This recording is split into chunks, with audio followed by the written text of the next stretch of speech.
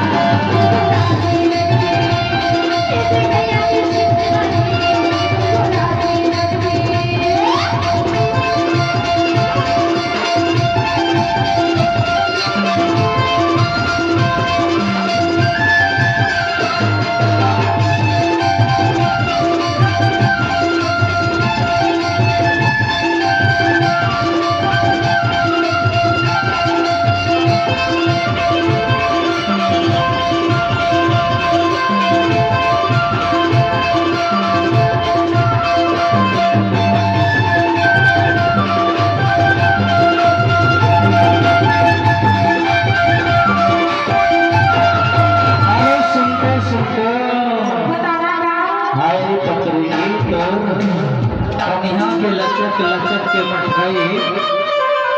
अरे तोर मुच मुच रे हसाई तोर तिरछी नजर के दिखाई माँ कसम करे जाहे नहीं कैसे लगते देखने तो बैठा वो तोर आँखी ना तोर आँखी बड़ी मोर करेजा में कटारी बन के गड़त रहे तब तो बैठा इन आँखों में अगर आंसू ना होती तो आँखें इतनी खूबसूरत ना होती इन आंखों में अगर आंसू ना होती तो आंखें इतनी खूबसूरत ना होती अरे जिंदगी में अगर दर्द ना होती तो खुशियों की कोई कीमत ना होती सुना अरे मांगने से मिल जाता हर चीज इंसान को केला पर गरम गला विरान है समझ में नहीं आते मला सुन तो अरे मांगने से मिल जाता हर चीज इंसान को तो दुनिया में कभी भगवान की जरूरत ना होती लेकिन सुनना बोले